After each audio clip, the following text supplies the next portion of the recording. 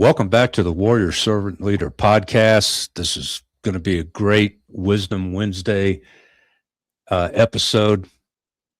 Our guest today, if you measured success and accomplishments by material possessions and stable relationships, then as a successful businesswoman, mother, and partner, Jazzmyn Lauff should have been happy and fulfilled. But like many a shining apple, you need to cut it open to see the worms and rot inside. Despite the outer trappings of success, Jazzmyn could not shake the growing anxiety and depression that accompanied the weight of imposter syndrome. For far too long, she had ignored the signs to course correct, lacking the courage to change until the death of her son shook the very foundation of her existence. But it was too much and too fast, so she doubled down the only way she knew how, and that was focusing on her career and accomplishments. But when the call came again a decade later, it was unmistakable and undeniable. Answering the call felt like a reckoning with her soul, a do-or-die moment. She'd left a successful career, ended misaligned relationships, gave away most of her belongings to prioritize her health and rediscover who she was without all the noise, performance, or external expectations. Jazzmyn's now a podcast host, guest, and transformational mentor, a fellow Coloradan.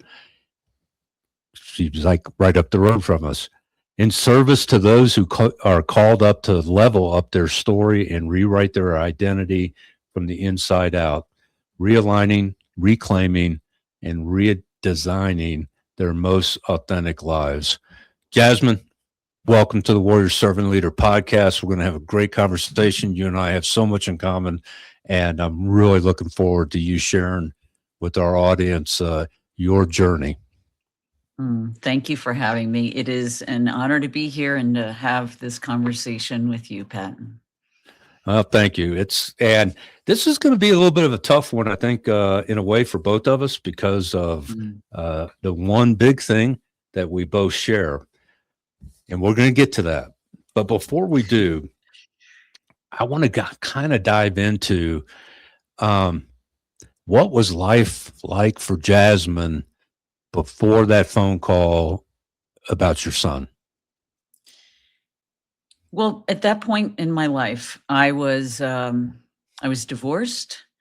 I was stepping back into another career. I'd left a career, moved, and was needed to work again. So I was just launching into a new career, and I was happier being more independent. I enjoyed doing work, finding value, giving value. And that point, it was to a company and to the products the company created. And I thought I'd achieved success. I mean, I was living in New England and had been raised by parents of the Depression era, so money was a big thing. I grew up in the 80s, and it was, I didn't grow up in the 80s. What am I saying? I went to college in the 80s. I grew up in the 60s. And in the 80s and 90s, capitalism was abundant. I was swept up in that. I never lacked for material things. I have had great careers. And to me, I was really determined to, different than my 50s kind of gender rolled parents, I was determined to be a strong, independent woman. And to me, that looked like being successful in a male dominated world. And so that's what I set out to do. That is what I accomplished. And I thought it fulfilled me. And I had, many material things that, again, on the outside, I should have looked happy. I was excited by starting a new career. I felt the calling to go back and do some work. During the divorce, I'd taken a little bit of time off, but the kids were still, my youngest was in high school and my oldest was a freshman in college. So I know, and it was in the intro. Is you? I don't know. I want to say you missed or you ignored um, signs that you were needed to course correct. In hindsight, because we never see what's right in front of us when we're going through it. I think a lot of times, and sometimes it takes a Saul moment from a scriptural standpoint. Saul, later known as Paul, literally getting knocked off your feet to get your attention. But what were, in hindsight, what were some of the signs that you intentionally ignored or should have seen but didn't, that were pointing towards, hey, you're headed down the wrong road? I didn't recognize them at the time because I didn't realize what they were telling me. But now in hindsight, I have clarity on it. It was my health. My health was declining. So when I look at how much I efforted, I gave effort, I gave my heart and soul to my work, Mm-hmm. to my relationships. I mean, I was a giver, I was an empath. I gave everything, and the cost was to me. So I was, not only was I constantly exhausted and fatigued and thought this is the way life goes. I had migraines for 30 years. At this time, great to point this out, at this time, I had a low thyroid and was on medication. I felt depressed for reasons I couldn't explain, and had been sampling with some antidepressive medicines. And I had autoimmune conditions. I was developing lupus. And because I ignored the signs for another decade, things even got worse. Wow. And then your Saul moment happened, and this is what we share in common: different stories of what happened, but we both have lost a son. What And was that? around the same age too. Yeah, yeah. Ours was 20. Kevin was Yeah. 20. 2 weeks after his 20th birthday. So, can you share a little bit about that, and then how you navigated or did not navigate very well Yeah. through that? So my son, Brandon, was home from his freshman year in college. So Thanksgiving was 8 weeks before his 20th birthday. So very similar in age to your Kevin. He was going out, as teenagers and college kids will do, to meet some friends for a party. He was, to the best of our knowledge, he didn't drink anything that night, but he loved fast cars and he liked to drive. So when they needed, another run, he's like, I'll go. Um, I was at home that night. The boys were going to stay with their father. We lived in the same town. They were staying with their father for the holiday and some of their grandparents that had come in. I was going to drive and visit my mother in the morning. So I went to bed early. But interestingly, on my way out of work that Wednesday afternoon, and this was back in the days of those burlap cubicles, the labyrinth that you navigate with, sort of chest-high cubicles.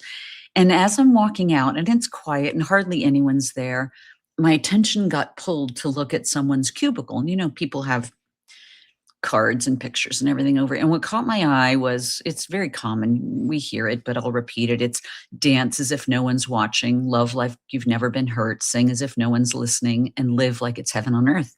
Still chokes me up at this time because I stopped.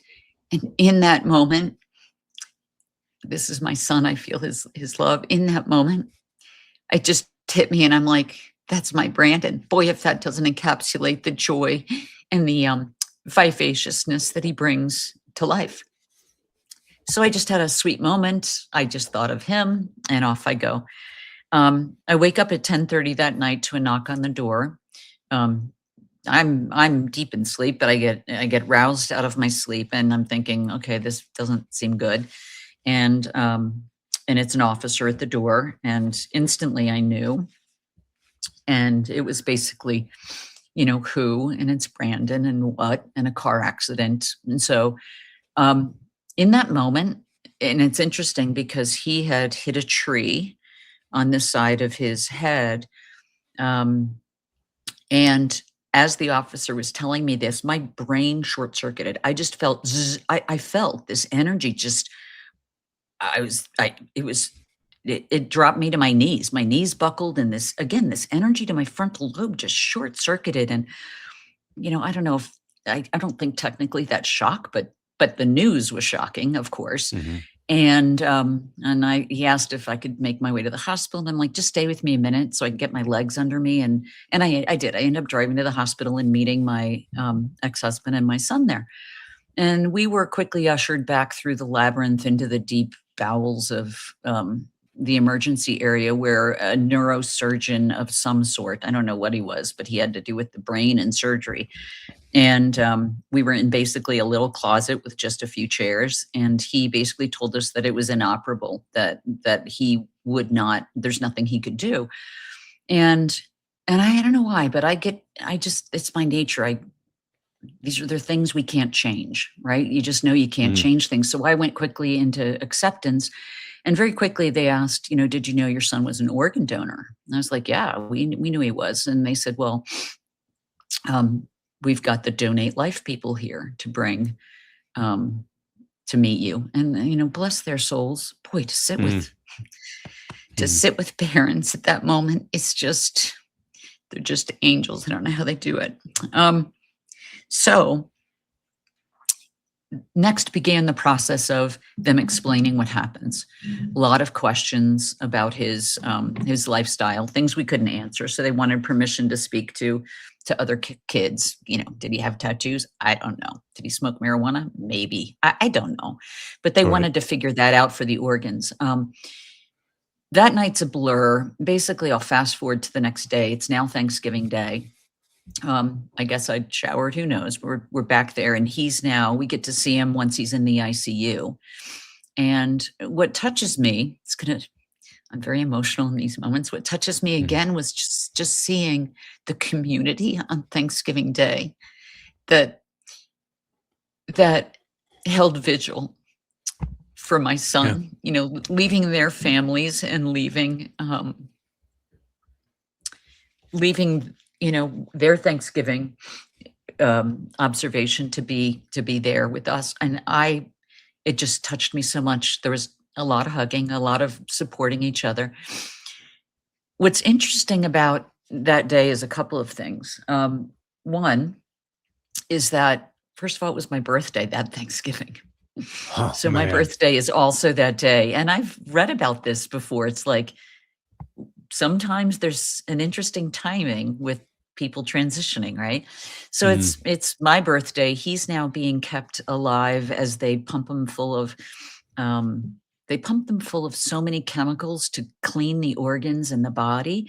And the Hmm. biggest risk at that time is that they go into cardiac arrest from all that, and that they don't live to donate. So I was just praying that he'd be able to serve some other lives. Hmm. So in his ICU room, I'm in there mid-afternoon, and well, I guess I'm going to tell this. This just came to mind, so I'm going to tell this piece too. He was not alone in the car. There was a girl, a friend of his, not a girlfriend, but a girlfriend that he was friendly with, was in the car. And I saw her when I was there on that Thanksgiving. And she came right up to me. And I was so grateful that she was okay. She had a Hmm. horrible concussion, but she was okay. And um, the first thing she said to me was, she said, I, I, I don't remember. They found me standing in the street, and it was a pouring, rainy, cold November night. They found me standing in the street, and she said, there was an angel that reached a hand through the windshield and lifted me out of the car. Um, Wow. yeah. So things started getting, things started really getting what I'll call weird, because I'm not, Yeah. this is not usual stuff for me. Yeah. Anyway, so now it's the afternoon. I'm in his room, and trying to figure out how to touch him because he's broken all over, but they didn't bother really bandaging him. They said he doesn't feel. He was freezing cold to the touch because they're trying to keep the body chilled as well. Yeah. So he was cold. I couldn't hold him. He smelled antiseptic as opposed to his kind of musky teenage hormonal boy Yeah. self. So being with him the best I could. I don't remember if I had conversations in my mind. I really don't think I was having audible conversations with him. But then I remember this without a doubt. And by the way, I had never been bedside anyone who had ever died, anyone who had ever this was my first closest experience with death. And so Mm. there I am by his bedside, and literally I feel this whoosh. And instantly I know his soul just left his body. He just transitioned. I felt it in I looked at the window. There was a window in his ICU room, I think. And I went to the window and it's like I was looking for it. Like, where did it go? It felt like it Mhm. just went. Now I understand it. Now I understand that the soul expands. And what I felt was the energy expanding through my body. It's not like it goes out in a little trail and whooshes away. It just expands and becomes everything. And so I picked up my things and I said to my ex-husband and my other son, I said, he's not here. I just felt his soul leave his body. I'm going out for a hike in nature. And that's what I did. I went, fortunately, most people were having Thanksgiving meals, so the woods were very quiet. There was no one Mhm. there. And I just hiked in fallen leaves, and there were, hills and small, it's not a mountainous area, but it's very hilly. And it felt really comforting to be in nature. And as I walked in nature, again, things are getting weird now. In the corner of my eye, I kept thinking, I'm seeing him on this hillside in the distance wearing the clothes he had on that night of the accident. And there, I think I see him again as I walk somewhere else. And my mind is, I'm not, I'm not like running towards him, really believing he's physically there. I'm literally just going, okay. Like it felt like he was with me and checking on me, but no sooner than you look that way, you lose that. And I don't know, Pat, if you've had this experience too, that sort of thing persisted in the weeks following that. I'd be in a grocery store and think I saw him briefly. Mhm. Um, and then on top of it, we have a picture that surfaced um, in the following week. I think my ex-husband had taken a picture before he went out with a digital camera. And in the digital camera, 3 hours before the accident, he's transparent and you can see this golden energy of light going straight from the crown through his body, and he's transparent. You can see right through him. Wow. S- so things started getting really weird. I mean, I've got another one. A week after that, we were gathered in the kitchen of one of his close friends. It was my ex-husband, son, other son, and myself, and then a few kids and parents. There were maybe 7 or 8 of us. And now it's between Thanksgiving and Christmas. They'd unpacked some Christmas decor, but they hadn't put it up. Mhm. And we were all just reminiscing about Brandon. We're reminiscing, and someone was having computer issues. And we were all joking and laughing and saying, oh, if Brandon were here, he'd know how to fix it because he was that kind of guy. And no sooner than we said it, we hear bells. And we look over on the ledge in the kitchen, and there's one of these, I don't know if it's like a Swedish, I don't think you call it an ornament, but it's made of brass. And Mhm. it's made to have 4 candles in the bottom that the heat spins a propeller, which an angel's on, right? And the Mhm. angel's got Right. a lute, and it dangles brass rods that ding bells as it spins, okay? We all look, and that is now spinning, and there are no candles because they Yeah. hadn't put candles in it yet. So we're all around there going, okay, is there heat coming up from a heater? Is a window open? Nothing. And then someone said in that moment, they said, when a bell rings, an angel gets its wings. So I've had a number of these really, really blessed with these experiences that started it continues a bit once he does donate his organs, that starts shifting my understanding, or it challenged me to reconsider my beliefs around consciousness and what we are. Now, because I already kind of know, because we've talked, I kind of know a little the Paul Harvey, the rest of the story. Glory, yeah. That initial spiritual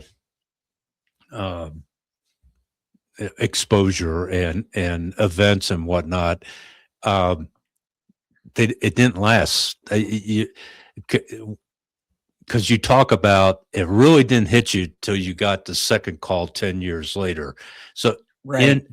after that, what we called the shock and awe of the experience, and you get back to quote unquote, a normal life. What'd that look like? Okay.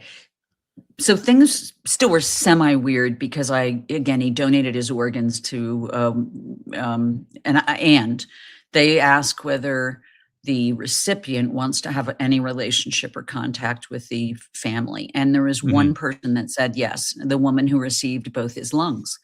She had cystic fibrosis. And so, she and I, we actually, I'm giving you a little bit of this before I go into now how I went back to sleep and responded. And I actually met her physically in person on my son's birthday in February, and got to hug her, and so that was just a really cool moment. But I also I would wake up to literally his voice telling me things about this new house he's in now. She would call me and message me and be like, did he ever do this thing and do that thing? Because I'm acting strange and my family doesn't, they say this is not like me. And I'm like, oh yeah, that's him. Things that you wouldn't find on social media for certain food tastes, certain behaviors. Anyway, so it continued, I continued having those experiences. And so in the background now, I'm reading books on organ recipients and what might change. So there's a part of me that is, my consciousness is stretching. But the part of me that needed to engage with the world, and I know I said it was way too much too fast. I've sat with it longer. I think it was my ego, literally my ego trying to say, yeah, kind of shit happens and we get up and we go on with life. I think I had too much pride to crumble and fall and just be with the pain of this grief. And so the only thing, and being an absolute, as you can well relate to the shock of this, that just numbs you, you don't eat, thank goodness the blessings of people bring you some food. I mean, you just don't take care of yourself for a solid bit of time. And finally I'm like, okay, I've got to move. I've got to do something. And so I went back to work in a fairly short time, about a week's time. I just needed I needed to move, and I needed to put one foot in front of the other to kind of tell myself I was okay. I mean, I was just wearing a great huge mask of not being okay and trying to show the world I'm fine, while I wore this heavy gray cloud of grief. So, little by little, I went back to that life. I was just starting out with a job in a new company, and I had all these ideas, and they basically were like, great, go with it. And so the ambition took over again, distracted me from it. I mean, that hurts so bad. The pain of someone transitioning that you love, because I was I mean, I understand it so differently now. We'll get to that. I am very different with that now. But I know that I loved so deeply. I was like, oh, that can't let anyone near my heart again. So work was how I coped. And I continued coping for another 10 years. And then COVID hits. But now, as COVID's about to hit, back to the health thing, my health is declining. My health is getting worse and worse. I'm exhausted. I start feeling like an imposter. Best I could say is like I was judging myself and looking, even though, again, from the outside, my function that I was working in looked successful. I was getting fine reviews for my performance. But inside, I just felt like I couldn't do this. Who was I? I felt I had no confidence anymore. It was being so eroded and I was so exhausted. In hindsight, now I realize I was living the wrong life. It was imposter syndrome of a life, but at that time I just thought it was the job. And um, at this point, I'm losing my hair from autoimmune conditions. I'm taking all kinds of I'm been on medicines, 3 different medicines for about 20 years around this time. And I am exhausted. I know I need help. Oh, and then I even get malignant melanoma. It's like, okay, like what else? Yeah. Oh, And I deal with that. Fortunately, it hadn't, you know, metastasized and I was okay. But I really just realized I was exhausted. I needed some help. I also want to presence, which is very important, certainly for your audience, that as a child, as a teenager, I had rejected organized religion. So along this whole story of my life, I had lost a connection with spirit and faith. I rejected organized religion because it came my view of the world then, and I really deeply, as a small girl and always did, was like, can't everyone see that that all religions have the same message? They're all grounded in the same belief in something greater. But once I started realizing how politics fractured organized religion and how, in my view at the time, I started feeling like every religion believes their religion's the right religion. And I didn't really like the energy around it. So I just said, look, organized religion is not for me. I believe people can, and I used to battle with my mother. Mom, just because you go to church doesn't mean you're a good person.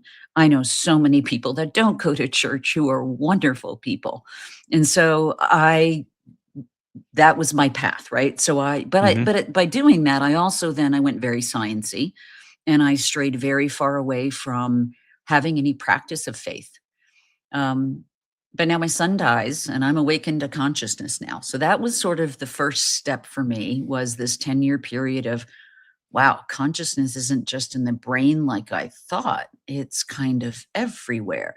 So now here I am, body's falling apart. I feeling imposter syndrome. One night, don't ask me why, I was not a person to pray. I basically, on my knees, was exasperated, which I do think this is what happens for us as we get to these very low points. And I said some plea to, I didn't know what, because if I believed in God at the time, I believed God was some off planet thing. I didn't get what God is now. And I basically said, fix my brain and I'll be your spokesperson. I do not know where that came from. I have no idea. I just was like, fix my brain, because I felt like I need my brain, and the fact that I can't function, and maybe my executive function got zapped that night, and everything was hard. And so I said that. And I'm telling you, within like a week's time, I started sensing energy. I've started feeling energy, like zzz, like energy, like the way I describe it to my son, so he can kind of get an idea of what mom's gone through, is I said, take a 9-volt battery, the kind you put your tongue Yeah. on, Yeah. and not one that's bright fresh, but it started with ones that were just, you could keep your tongue on it for a moment. It was almost like holding live wires, right? I could feel Yeah. that energy in my body. And at first it started in different areas of my brain, to where it led me to look at what phrenology is, which is this map that someone did thousands or hundreds of years ago, at what parts of the brain have serve what function. One might Mhm. be grace, one might be trauma. I don't know. It's this whole mapping phrenology. I started looking at that because I could wake up every morning going, I know what it was working on last night. It was over here. But at the same time, I'm thinking someone, because I don't have faith yet, I'm thinking someone This is so embarrassing, but I'm going to say it because I think it's so funny when I look back. I had always been fascinated by like spy stuff too. And we know that spies can use sound technology to, like, they've done this in other countries to Yeah. wreck with people's minds. So I have no idea where this energy is coming from. In my mind, there are people hiding outside my house pointing lasers at my head. And I'm the rational part of me is going, who would do that? Like, who cares? Who's out? Like, why would I matter to these people? But I couldn't rational. I didn't take that leap of faith to faith yet. So it's what it's doing for me is it is activating fear in me. It's activating fear about what's happening to me, not for me, but what's happening to me from an outside something. Hmm. And anyway, I'll pause here. There's more to this. This keeps going, and it's and I have a journey with it. And in the end, I switch my views of what we are, what life is, everything 180 degrees. And yeah, and we've talked, and then COVID hits, and Oh, right. everybody Yes. gets the isolation stuff. So now Yes. you're literally just like left with yourself. You have a lot of time to talk to yourself and do self-examination, all that kind of stuff. Is there something that you can like go? Because I can. A lot of people, they'll share their stories, and sometimes it's their own near-death experience, or death actually died and were brought back. I've had several guests on. I had that have had. I have one guy that's had like 6 near-death experiences, and 2 where he actually, died in like 8 minutes flat. Shouldn't be here, and they all point to some specific event. They can just pinpoint and go, this is the one that sprung me that 180 turn, or Yeah. so did you have, is there one of those moments? I do in a different way, not as dramatic as a near death experience, but at this time, COVID, we're locked down. Don't know why, but like the internet world seemed to open up for me for free things, and I am a super curious person, so I was off taking and sampling and learning and doing things. But something was shifting in me. I was consuming information almost like a mad woman, like literally consuming and learning so much without taking the time to digest it and integrate it. So I'm getting really scrambled mentally. Okay. I'm getting very scrambled mentally, which was happening for me. And there is one particular, I don't know if it was a podcast, there's something I listened to, and I wish I could remember his name, but I don't. It was of a psychologist that was doing hospice work. And this psychologist was interviewing or asking questions of people on their deathbed, days before dying. What is your biggest regret in life? And not only did he do it, but he had his colleagues around the world do it. So they got feedback from a variety of cultures. And the number 1 or 2 answer that the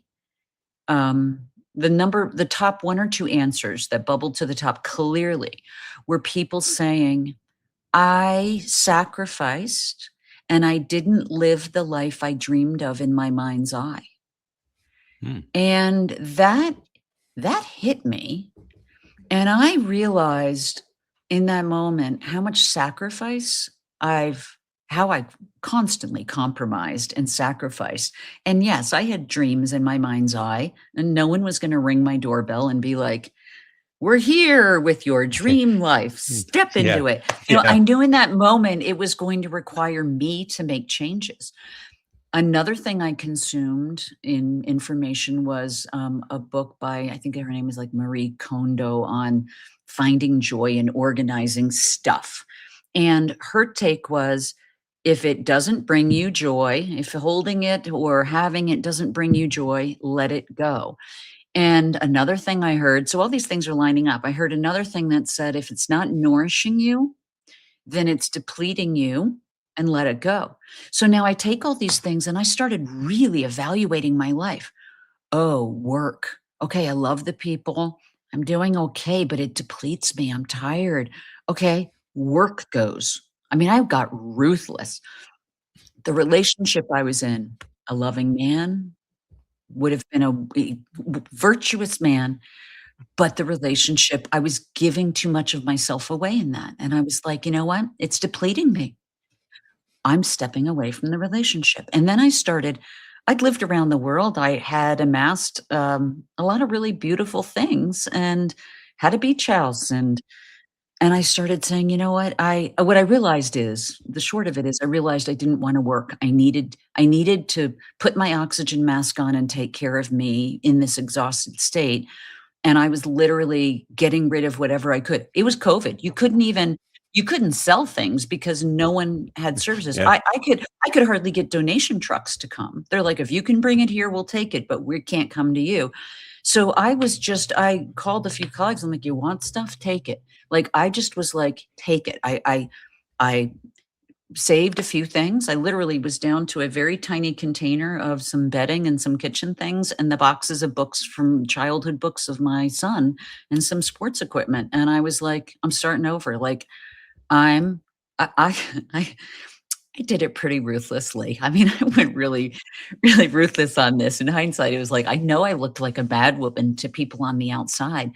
And I didn't do it. It wasn't like I can talk about it now and I can laugh, but in the moment, I was crying every day though, because I was bumping against fear of like, holy crap, look at me. What am I doing? This feels crazy. But there was a part of me that felt calm and grounded, like this is what I need. I need to do this.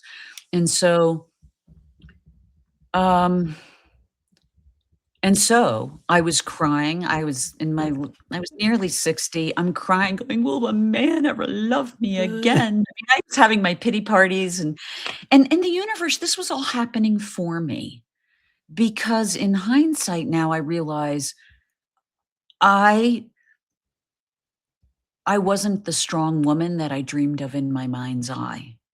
I had a vision of a very strong, grounded, whole, whole woman in my mind's eye, and I wanted to become that, and I trusted that she was in there somewhere, but I didn't know how to get there.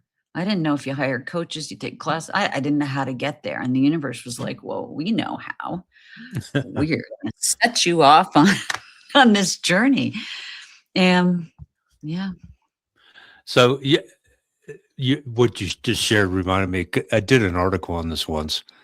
Uh, I call it the fear factor, and that for most people, especially like if you're Irish, our idea of dealing with problems is, hey, ignore it long enough, it'll go away on its own, or it's going to be replaced with something else. So it's I called it the Irish way.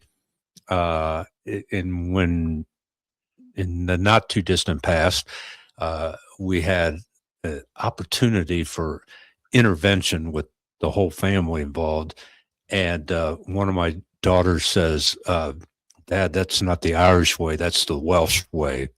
That's how they grew. That was how they Right. saw me handling it. And it's forget everything and run. That's what fear. Forget Yeah, everything yeah, and run.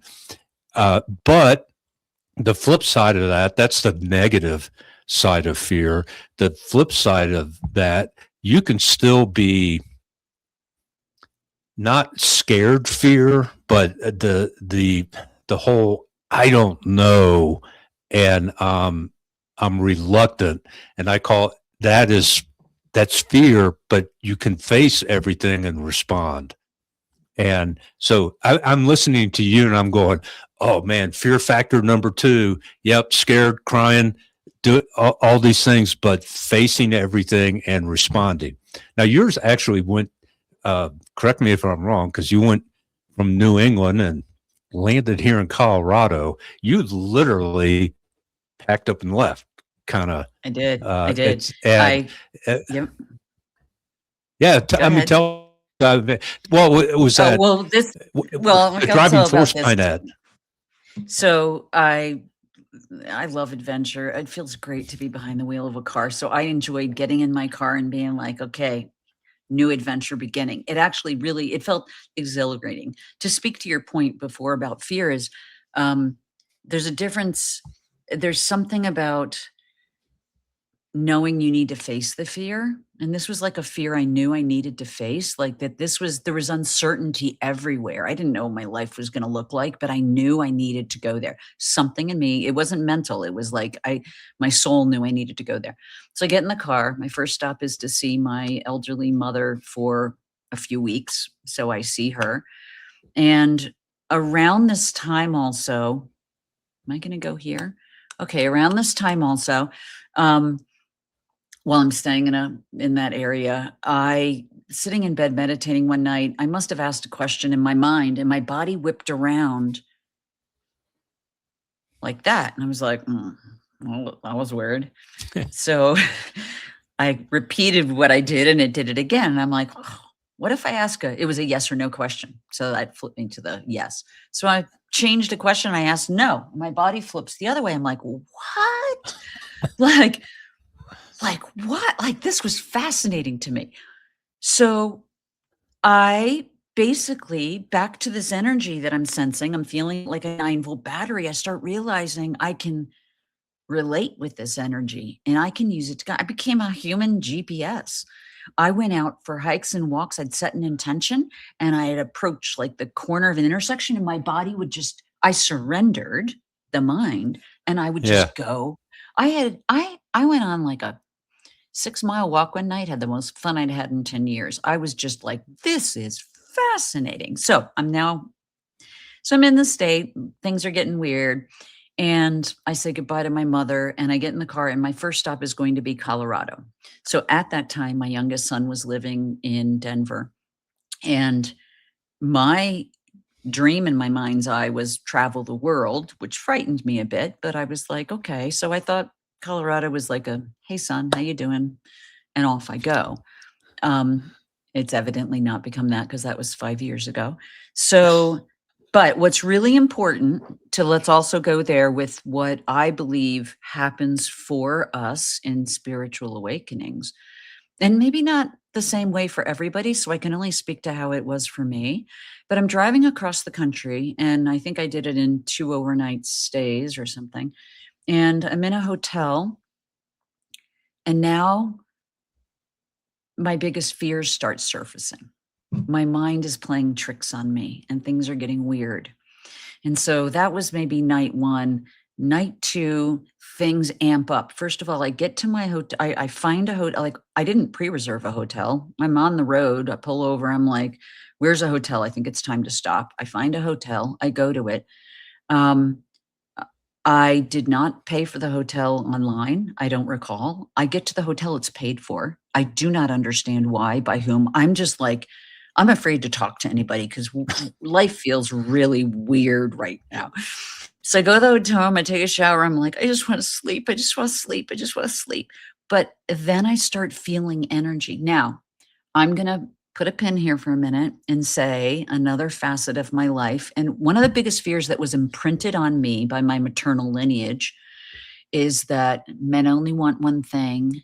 And that, so it was this very Puritan um, ideas that I was absolutely ingrained with. Oh, girls who wear maybe their collar a little low, they're asking for it. It was Yeah. just Yeah. all this brainwashing.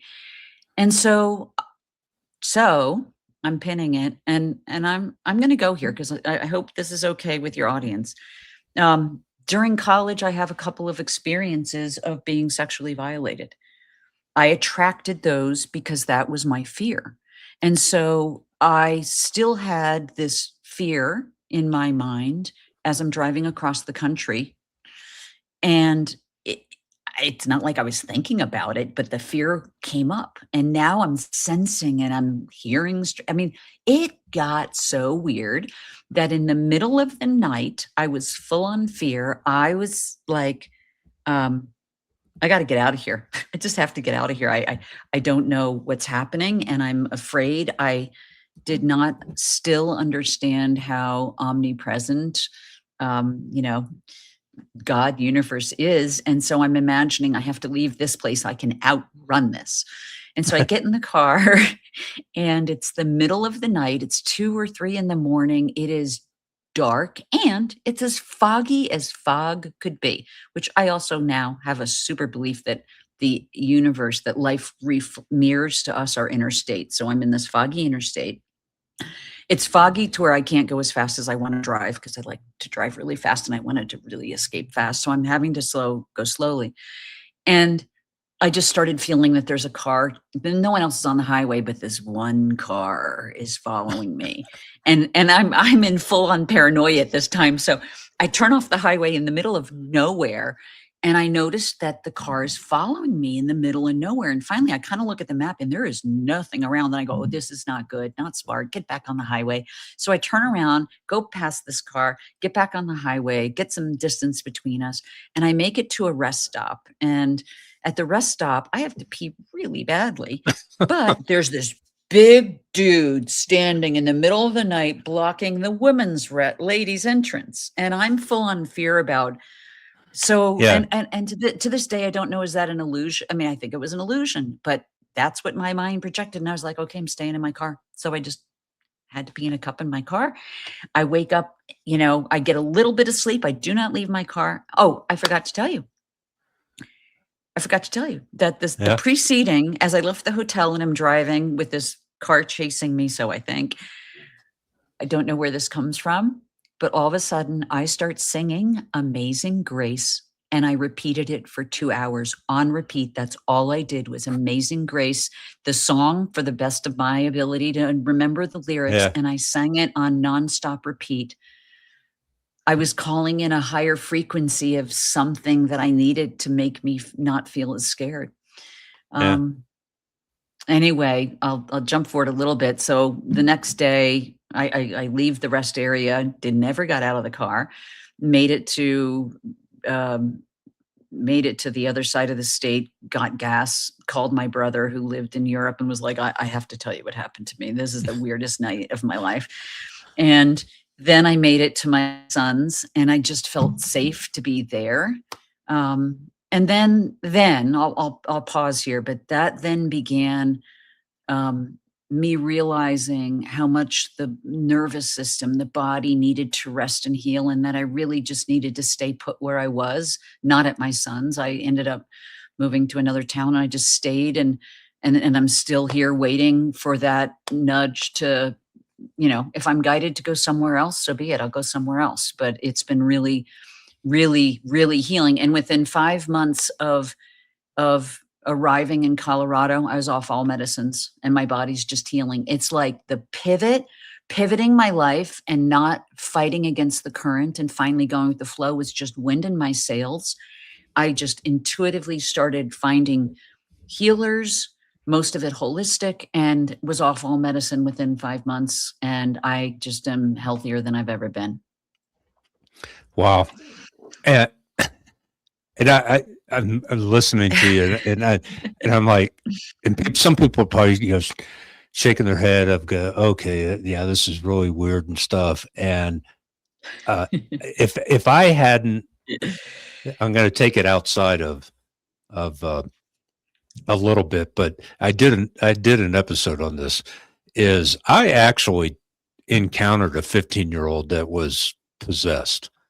I mean, demonically possessed. Mm-hmm, mm-hmm. So I believe it. I know that can happen.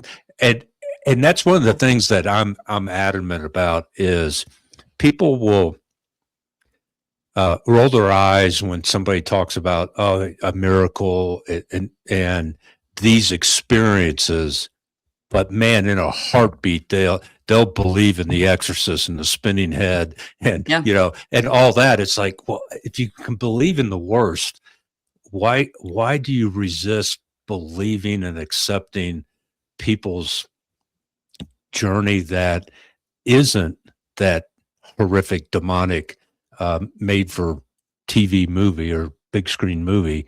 That was one thing. And the other thing is, and I have not had the personal experiences that you're sharing with respect to Brandon, but my wife has. Okay. And Okay. so, and we come from a faith-based, I Yeah. mean, I was raised Irish Catholic. I've been a cradle Catholic. I never even went to public school, except kindergarten, Catholic all the way through law school. So deeply entrenched in the traditions and the sacraments of the Catholic Church. And like every other young Catholic, mostly, you accepted it because, well, it must be true. Until you experience it, that conversion, if you will. And I've had those experiences, but I can totally relate to that.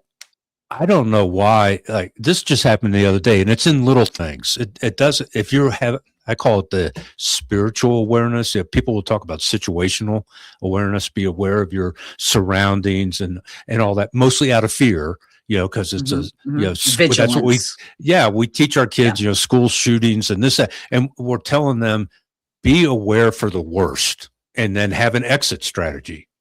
And that's how we, it's fight, flight, or freeze, kind of mentality. When in reality, no, there's a fourth option. And that option is to be aware of what's going on around you and in you. Don't be distracted by what's happening to you, because if you get focused on that, then you lose, perception, you lose the opportunity to make a difference in somebody's life because you're so worried about what's happening to you or might happen to you. But this is a simple thing. And we're talking, I mean, this is some really fascinating stuff, but then there's other simple things that happen in your life that you can have that same awakening and awareness. 2 Sundays ago, my wife and I, after church, we got to stop by King Supers, and it's like literally to grab one item. So I don't need a cart, I don't need a grocery bag or anything. I've literally one item, and I couldn't park in the area I normally park in. It was all full, so I had to get a parking spot that was like 2 rows away from where I normally park, right up against the building. And it's a short walk. So we're heading to the sidewalk to the side of the building, and I noticed, oh, there was an opening here, but I didn't see it, when we were driving. But there was a small grocery cart, not a full size one, just a little grocery cart was in the parking spot. So I just instinctively, because I've trained my mind, if you will, to try to always strive to do the right thing, right time, right way, for the right reasons. So it without even thinking, I go, well, the right thing to do is just take this grocery cart and take it into the store, not go out into the parking lot and put it in a corral. Just take it into the grocery store. So, and I don't need it, but I push it and we walk in, and as we turn in, there's this older guy. When I say older, because I'm 68, so he's probably, I don't know, he was probably like 75. And he's standing there looking at all the carts. And I realize, and because I'm looking, because there's not a whole lot of them, but they're all full-size carts. And he's just standing there looking. And I go, here, take this one. And he looks at me and just gets this big smile, like I'd made his day, that he didn't know what he was going to do because he didn't have a small cart. But that is as much, when you talk about energy, you talk about spiritual awareness, you talk about being guided, but you don't know, you can't pinpoint what or why you did what you did. Yeah. At that time. But yeah, but if you have, there's this, there's the scriptures, seek and ye shall find, knock and the door shall be open, ask and it shall be answered. And that is a fundamental rule, unbreakable rule in life. Whatever you're looking for, you will always find more of it. And if you intentionally live your life like you're talking about, is I'm looking for what that is. I don't have to know why. I want to look for, I want opportunities to make a difference in somebody else's life. Or like you talking about it's your current, like your podcasting and your mentoring now is with and for people that are at that starting gate of, I know I need to change, but I don't know how to do it or where to do it. So to kind of bring us up to speed, because I love you. Okay. For people that aren't watching this on video, you're only getting the audio. Your shirt says guided on it. So, I mean, you got like that. You look in the mirror and you go, oh, yep, that's me. You stay focused because you keep repeating your intention. So what are things that you're doing now that 5 years ago, 6 years ago, you'd say, man, that ain't me. I won't go that route for anything? So part of the initial healing was a 180 in holistic treatments is one. So I've been on a health journey, and I continue to. My belief is blending the scientific and the spiritual. If you drill down into our skin with microscopes, not drill physically, but you zoom in with microscopes, and you go further and further and further beyond atoms, we have quarks. We are just energy. We are an energy body that appears in a dense form. And so knowing that we're energy now, I am devoted to energetic hygiene, to making sure that I care for this garment, this vessel that I get to inhabit for this lifetime, with a devotion. It's beyond just eat the right foods. I mean, I'm constantly like, what can I tweak this time to even do that even better? It's a game for me now. I enjoy it. It's fun. So for one, I've very focused on my health. I've done that, as I mentioned, when I let go of everything 5 years ago. Someone used this term, I think it's cute. I went social media sober. I got rid of all social media and went social media sober for 5 years, which included I don't have television, no television. I don't consume. I'm very aware of what energy comes into my field. So I don't listen to the war talk. I mean, you can understand how all of that is created to polarize ourselves, to keep us from awakening. So I am very, very, it's not even careful. It's just my way of life now. I don't engage with things that are not at a high frequency. I've changed what I listen to in terms of music. I mean, you just watch myself from the outside. In short summary, I've been on a journey in the past 5 years of trying to understand energy and what we are and how we are. I've gone to schools and studied our energy fields. I've done shamanic work. I've gone to Egypt. I've gone to Arthur Finley College of Mediumship.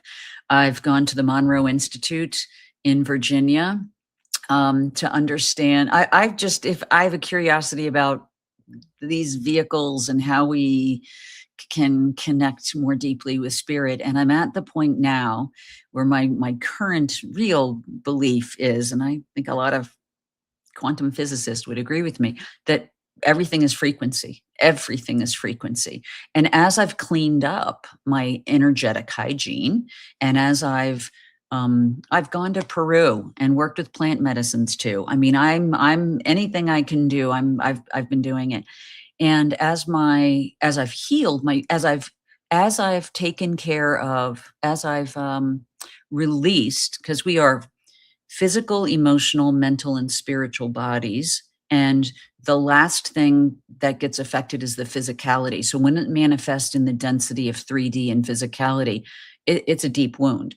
And so you've got to do the work. When they talk about doing the inner work, is going into those emotions, the mental patterns. I've been obsessed with, okay, what patterns am I still hanging on to that society has patterned on me? And I have a choice to make a new choice and unpattern that, to make a new groove in a different way that I want. And as I've done that, my physicality healed, and your frequency that your frequency rises. So I am sure you have been in the company of people that you feel their presence. I have, in these 5 years, I have been in the presence of people that I sit there, and as they walk away, I go, I think I just met an angel walking here on earth. Like, I don't Mm. even think I've met people, let's call it a homeless person outside of a store. I go in, I'm ready to give something. I come out, they're gone. I'm like, I'm not sure they were really here. I think it was a test. I've had these encounters like mad. Um, and so now I get that I am frequency, and I now deeply believe my ego took me on a journey, because the ego patterning is a lot in there. The ego's vying to stay relevant, and ego shows up when we have agendas, or we care what others think. I mean, the energy of God essence, of spirit, the creative intelligence doesn't care what anyone thinks. It just wants alignment with truth. And so the more I've aligned with that, um, the more I realize that I used to think, what is my work in the world? How do I help people? And my ego wanted validation that I mattered, that I valued. Mm. Now I realize that just being a frequency, I mean, when I've had a couple of experiences being around what I call these angels that are on earth, and all of a sudden everything just gets silent. And there's Mm. this groundedness. You're like in another dimension. You have a conversation, it feels unearthly, and then next thing they go, and you kind of pop out. It's like popping a bubble. You're like, what was that? Holding space for people who are going through traumatic experiences, or even um, have wounds. It's their subconscious. They don't even know. Just by walking around as we are, by me sitting here, by me sharing my podcast now, the words carry a frequency. Literally, it probably doesn't matter what I say, as long as I'm kind and loving and graceful and respectful. But there's a frequency that's carried, and I believe that it'll find the right people. I don't have to do it. The universe will, likes the energy, the frequencies will attract. And so I don't worry about marketing. I don't worry about the perfection of it anymore. I just know that if I take care of me and I be the best me I can be, the most authentic I can be, aligned with spirit, I know that has value for anyone that we come in contact with. And isn't the beauty of the world, if you look at hermeticism, like there's the macros and the micro, the universe is in each of our cells. And so it behooves us to be here on this planet to help others. And so Yeah. I volunteer, I do a podcast, and I facilitate transformation in others through one-on-one and group settings. And it's I want to have my mic drop moment when when I transition to whatever I am next, that I go, that was a good life, and I feel like I made a difference in, at least if it's even one person's life. Like, that's enough for me. If that's why I'm here, so be it. That's why I'm here. Yeah. Yeah. That's, yeah. From the, um, the Catholic Christian, yeah, I'm going to translate what everything you're sharing into how it 100% relates to the Christian faith, and Okay. that if you go to Jeremiah, and this is Jeremiah speaking, where God tells him, I knew you before you were formed in your mother's womb. And that word knew is translated, it's the word love. I loved you before you were formed in your mother's womb, and I consecrated you. That means I gifted you with a purpose before you were born. And then what we're called to, if you grasp that, and you can call it energy, you could call whatever you want, but you grasp, in which, you look at Native Indians and just all sorts of other cultures Mhm. and ethnicities and whatnot, they all have a similar story and foundation that points to that creator. And for in the Christian world is then part of my journey is that discovering what are those spiritual gifts and what we call corporate gifts. Like my wife and I, we have the gift of hospitality. We just Mhm. do, but and, Mhm. and and we don't all have the same gifts. You're talking that you meet somebody and you just automatically. And when my wife tells me we meet somebody new, or something's going on, and then privately she'll go, stay away from that person because they are filled with evil. She She senses it. feels it. However, Absolutely. however Yep. you want to describe it, she knows it.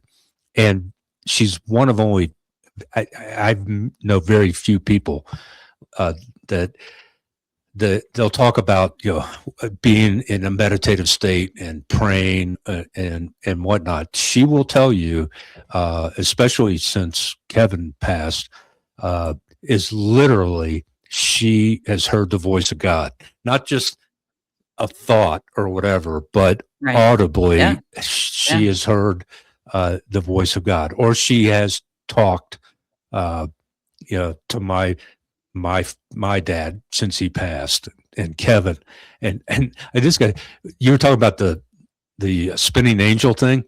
Yeah. So one night, I'm adopted, and so the lawyer that handled my adoption, longtime family friend. I mean, I met this guy when I finally came over. So I'd known him since I was 16 months old until he passed away, and he was always involved uh, and stayed in contact with our family. And he was in Kansas City, and even when we moved to Ohio, that my parents stayed in touch. So we're married, and he had given us, when we got married in 1980, a gift that was a wind up clock that had a Mhm. bell kind of thing, and it was in Mhm. a glass dome, kind of Mhm. gold, really cool. That thing hadn't been wound. It had the same time on it for like 15 years or something. In the middle of the night one night, it starts dinging, and it's like, so I called my dad the next day, and I go, Dad, you're not going to believe this. The clock Mr. Hample gave us when we got married. We haven't wound that thing up in 15 years or whatever it was. And he goes, oh, wow. He passed away at 4 o'clock this morning. We got the call at 7. And I'm like, that's what time it Yep. was on the digital clock. So I'm a firm believer that Absolutely. um, there are things we can call mysteries. We can try and label them and explain them. And some things you just have to take on simple faith based on experience. It's real. And to not Absolutely. fight it, because it's there for a purpose. I believe in guardian angels. I believe we all have Mhm. one, Mhm. and they will help guide us. They'll help light us the way, if we are intentionally being open to that spiritual part of our existence, not just the corporal human. And you talk about its energy. We're also 80% water or something. That, I I and we drink don't so think. much water knowing it. It's like, I gotta hydrate this thing because water's a Yeah, conductor of energy too. yeah, And, I just believe we are, if you look into every cell, I mean, everything that we are, all matter is consciousness in a certain frequency, in a certain form. So we are literally spirit having a human experience. yeah, Because to know yourself, you've got to have it reflected through others. You don't, if you can't see your eyes, you have no idea what they look like till you look in a mirror. So life is reflecting to us who and what we are all the time, and it's spirit's way of knowing ourselves better. Yeah. And anything now, I'm like, anything is possible. It is. Anything is possible. You know, and if you, I don't know if you've read it, but everybody should read it. This is not complicated, and there's good and there's evil in the world, and there's a God and there's a devil. They are, it's a spiritual battle. Read the Screw Tape letters, and read how Screw Tape is what's the Wormwood. It's the senior devil trying to educate a newbie is don't make it so complicated. We don't want them to not believe in God. We just want them to ignore their belief in God. That I don't need God. Right. We don't have to prove God doesn't Keep exist. us asleep. Right. To keep us asleep. That's that spiritual battle that we all go through, because every one of us, what's the meaning of life? Well, that is a spiritual question, and it's a journey that, and at the end, again, for the Christian, I want to be standing before God, and he goes, "Hey, good and faithful servant, that you use the gifts and the talents that I gave you, consecrated you with before you were ever born." So that's, man, this is, I told you this is going to be an exciting and fun conversation. One last thing. So it's that a listener out there is like, they're sensing that inner turmoil, that anxiety, whether you want to call it depression or whatever, but they know they need to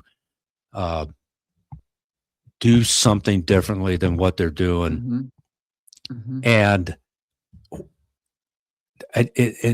what you were talking about, it's a combination of courage, but also consciousness, that intentional, that self-evaluation of, okay, I need to change. What, for a person like that's listening right now, what is the one step they can take as soon as they quit listening to this podcast that's going to start them on that journey? And that step, so the that first thing step. I'll say is don't think you need to do it as radically as I did it. Basically, every little self-honoring choice we make it builds momentum. So they can be micro actions. If someone says, first of all, I started meditating around that time too. So and meditating, I was resistant to it. It can be having your cup of coffee, sitting and looking at the sunrise. It can be, that's a meditation. It can be anything. It's quieting that constant chatter in your, and appreciating, and at the same time being in gratitude, right? And when you're in that space, you might ask yourself, what does the heart know? What's the truth that the heart knows? And then, but you've got to take action. You can't just know it and not take an action. So it can be a small thing like, oh, I don't want to go out to dinner with this other couple on Friday.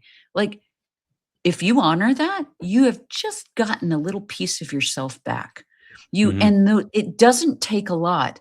It can be a million different actions. It's like, oh, I really wanted to do this, but I'm going to take care of these other people first. No, put your oxygen mask on first. You deserve it. Each one of us deserves. We're no good to anyone else if we don't take care of ourselves first. So if to someone who's really in the thick of it, I'd say start really small and just start paying attention to where you say yes when you didn't mean to or don't want to, and have the courage. To me, is honoring yourself in the face of others telling you otherwise. So that's a hard thing to do. But the more you exercise that muscle, it's like when I was leaving my partner, he was trying to convince me to stay. And I just knew I had to leave. People saying, well, that's kind of crazy to leave work. Can't you do this? And I just knew for me. So it's It's honoring what you know is true for you in the face of other people. You don't owe them an explanation. The more you explain, you're just going to give them little areas to try and hook you back in. You can just basically say, because this is right for me. Hmm. And if you really love me unconditionally, you'll want me to do what's right for me. Yeah. And so you might find along the way that you rattle other people because you're making them you're not staying where they wanted you to. You're shifting, and that's making them uncomfortable because everybody wants things to stay. The comfort zone is not where we grow, by the way. Hmm. And as you start to stretch and find those edges, other people are having their comfort zone of, the status quo is getting rocked a little bit and it makes them uncomfortable. But you've really got to honor yourself. So radical, I believe, and it can be in absolute micro habits. What do you want to eat? Do you want to exercise? It doesn't mean go join a gym. It means go for a 5-minute walk. Every Mm. little bit is just, and my view of things is like, can I just do a tiny smidge better? When I say better, can I honor myself a little bit more today than I did yesterday? And what would that look like? Um, that's really to me, the baby steps of getting started. And what I believe you'll find is that by taking these actions, you're kind of communicating with the God intelligence of the universe, and that momentum starts building, and you start really feeling things shifting. Yeah. That's awesome. That's awesome. I'd highly encourage people to actually pull out a piece of paper and kind of write these things down. It's simple little steps is take out a piece of paper and write down what's the biggest challenge I'm facing right now, and literally write it down. And then, Ask what nourishes you and what depletes you. What yeah, well, nourishes you and what depletes and you. deplete you. And I'm gonna add that to my list because I always just said there's 4 questions I need to ask that I already I know the answer to, and this is what I expect and accept out of myself is this is, and so that challenge or obstacle, it's depleting you. Well, or the challenge may be something positive, an Right. opportunity, but you're Could be. afraid to step out and take that risk. But sit down and just write out what is, because you know the answer. What is the right thing to do? And write it down. And then the next question is, what is the right time to do that? The next Mm, question, what is the right way to do it? And then finally, what are the right reasons for doing it?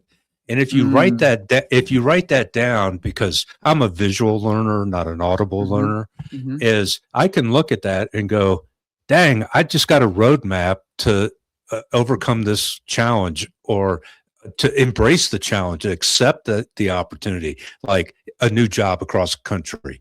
But you write the questions down and write the answers down. That's you processing that Right. Just that energy. don't go Right. into the thinking. Just trust the first thing that comes up because that's coming from your subconscious, which knows best. Yeah. Don't let the ego, the mental brain, the what if, the doubt, the fear, don't let any of that Yeah. in. And to that ego, and we're going to wrap it up on this, is people, they hear that, oh yeah, that guy's got a really big ego, or I'm telling you, this is the best book you will read that will help you grasp this concept of ego in a negative way, or how it can be used. You use your own ego against you. Is It's called Ego is the Enemy by Ryan Holiday. Great Mm, book. I I really haven't got read a it. lot out of it. That it opened my mind to, we all have an ego, but our challenge is having the control, uh, self control, to not let the ego get out of control. And because we are all gifted with an ego, but the Satan Uh, side, the devil side of thing is going to take that and just go run with it. And you're the yeah. greatest thing since sliced bread. Or your ego is, I am a worthless human being. I have nothing to offer the world or whatever. And my ego is swirling in the toilet as it's flushing down the drain. So Yeah. there is a healthy balance for that ego. I like to say that it's what I practice, and I'm constantly looking for where the ego might be insipidly trying to control things. Is we need ego. It helps us execute our actions, but I want the heart to lead and the heart to make the decisions. And then it's like, okay, ego, we need you to get the action part of it done, but the heart's the boss. The heart gets to lead the way. Yeah, absolutely. Man, great conversation. Any last parting words? I mean, Pat, I hope you were going to ask me this question and you didn't. So is there something, one kind of final parting? I mean, there's so much more we haven't touched on that I now understand. Well, I'll leave it. Yeah. Okay. So now with my new perspective and my new appreciation for what I am and all the healing is, I believe that everything happens for us. I have a belief in incarnation and that we incarnate into the dynamic, the family, the situation that is ideal for our souls to grow. So things don't happen to us, like I used to survival, yada, yada. Now it happened for me because there were things and experiences I needed to face and to grow from. So now I am full on, something happens. I don't care if it's a flat on my car. I don't care if I'm having digital problems. Then I go, why is this happening for me right now? Yeah. There's something there for me. So that to me is if you can reframe instead of you're a victim of circumstances and understand that what is the circumstance reflecting to me? What is it challenging me? That's my big thing. I now just play with like, oh, this is so cool how everything's reflected. It's fun. Yeah, you remind me of what Chad Coe was on the show a couple weeks ago, and he goes, "Oh man, I'm not a half full glass or a half empty glass. My glass is always full."